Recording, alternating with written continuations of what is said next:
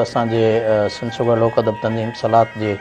सरपरस्त आला डॉक्टर कमाल जामड़े साहब ऐं असां सलाह कई त लोक अदब जेको असांजो क़ौमी अदब आहे, सिंधी क़ौम जो अदब आहे, त उन क़ौमी अदब जो हिकिड़ो ॾिहाड़ो हुजणु खपे। मुख़्तलिफ़ ॾिहाड़ा आहिनि पर क़ौमी अदब जो को ॾींहुं कोन्हे। पोइ उन ते असां हिकिड़ी तजवीज़ ॾिनी त क़ौमी अदब जे हवाले सां जॾहिं असां तारीख़ जा वर्क उथलायूं था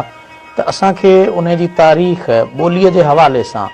अदब जे हवाले सां, रीतुनि रस्मुनि जे हवाले सां, लोक रिहाणियुनि जे हवाले सां ऐं असांजे राग रस जे हवाले सां शख़्सियत मिली डॉक्टर नबी बख्श ख़ान बलोच, जंहिं असांजे तारीख़ सिंध जे इन हवाले सां तमामु वॾो कमु कयो हो। पोइ जंहिं ॾिहाड़े ते डॉक्टर बलोच असांखे मिलियो, जंहिं असांजे इन्हनि रीतुनि रस्मुनि, लोक अदब, लतीफ़ियात, ॿोली ऐं हर तरह सां उन शरह लिखिया ऐं तहक़ीक़ कई, पोइ असां इन ते मुतफ़िक़ थियासीं त 16 डिसंबर संदसि ॼम ॾिहाड़ो आहे ऐं उन ॾिहाड़े खां असां 2016 सिंधी लैंग्वेज अथॉरिटी में उनजो असां बुनियादु रखियो ऐं बाद में ॿिए ॾिहाड़े में अवहीं बि हुआ लालू रैंक में, जिते सुगड़नि खे गुलनि में बि तोरियो वियो, सोना ताज पाराया विया ऐं मुख़्तलिफ़ एवार्ड बुस्की जूं पगूं बि पारायूं वियूं। त इतफ़ाक़ इहो थियो जो असांजे मोहसिन जंहिं असां गॾिजी करे लोक अदब ॾिहाड़े जो हिकिड़ो सिलसिलो रखियो त डॉक्टर कमाल जामड़ो साहिबु वरी असां खां हिन 16 डिसंबर ते ई विछड़ी वियो। ऐं साॻे वक़्तु डॉक्टर साहिब खां अॻे असांजे मोरे जो तमामु मशहूरु सुगड़ हो रहमतुल्लाह अब्बासी, उन जो बि विछोड़ो हिन ॾिहाड़े ते आहे। ऐं विछोड़े जी जेकॾहिं ॻाल्हि करियूं था त असांजी सिंध सूगर लोक अदब तंज़ीम सलात जो 2004 में बुनियादु पियो, त उनजो असांजो पहिरियों जेको मरकज़ी सदर चूंडियो वियो हो उहो सिंध जो महान सुगड़ मोहम्मद मिठल जतियाल,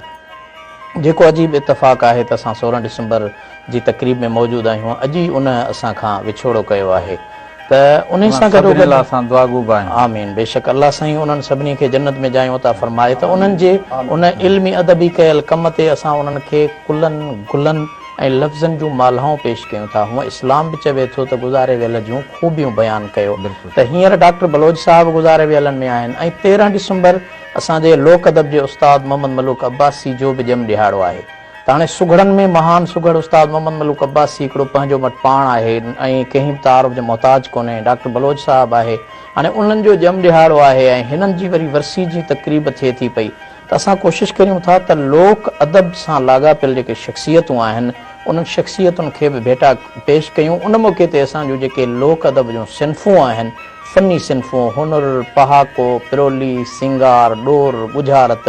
उन्हनि सभिनी खे उन ॾिहाड़े ते मुतारिफ़ करायूं ऐं लोक रीतुनि रस्मुनि जो ज़िक्र कयूं ऐं लोक सकाफ़ती जेके असांजा खाधा आहिनि। हिन मौक़े ते अव्हां प्रोग्राम में हुयो, ॾिठो त असां उते चांवरनि जा चिरड़ा पेश कया, सरियह जो साग पेश कयो। त हिन दफ़े बि असांजी जेका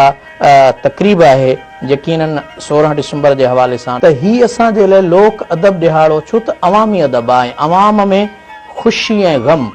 ॿई ज़िंदगी जो हिसो आहिनि। त असां इन ॾिहाड़े ते जेके आया उन्हनि खे बि यादि कयूं था, जेके असां खां विछड़िया उन्हनि खे बि यादि कयूं था ऐं अवाम खे ॿुधायूं था त हीअ असांजूं रीतूं रस्मूं शख़्सियत जे मरण सां, छो त सा क़ौम थी ज़िंदह रहे जा यादि माज़ी थी करे, हाल सां माज़ी गॾे तारीख़ साज़ी थी करे। त असां उहा तारीख़ साज़ी करियूं था ऐं उन तारीख़ साज़ी जे ज़रिए ई लोक अदब ॾिहाड़ो मल्हायूं था, जेको सिर्फ़ु सलात जो न पर सॼी सिंधी क़ौम जो ॾिहाड़ो आहे।